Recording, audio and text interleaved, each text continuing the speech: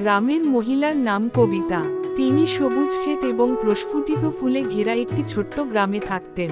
কবিতা ছিলেন একজন পরিশ্রমী মহিলা যিনি তার পরিবারের যত্ন নিতেন এবং অত্যন্ত নিষ্ঠার সাথে গৃহস্থালির কাজ পরিচালনা করতেন।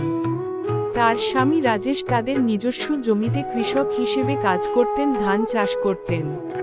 তার পরিবারের জন্য সুস্বাদু খাবার তৈরি করতেন।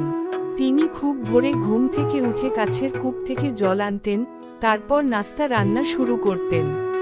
তার সন্তান রোহন এবং প্রিয়া তাদের প্রিয় খাবার রান্না করার জন্য তার জন্য অধীর আগ্রহে অপেক্ষা করত।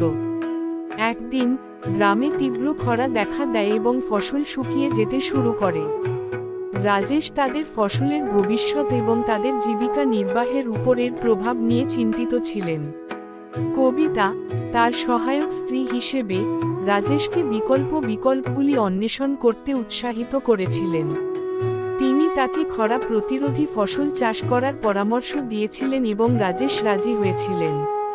কবিতার সাহায্যে রাজেশ নতুন পরিকল্পনা বাস্তবায়ন করেন এবং তাদের অবাক করে দিয়ে ফসলের উন্নতি শুরু হয়। গ্রামবাসীরা তাদের সাফল্যে মুগ্ধ হয়ে একই পদ্ধতি গ্রহণ করতে শুরু করে। শীঘ্রই পুরো গ্রাম খরা প্রতিরোধী ফসল চাষ করতে শুরু করে এবং তাদের জীবন সহজ হয়ে ওঠে।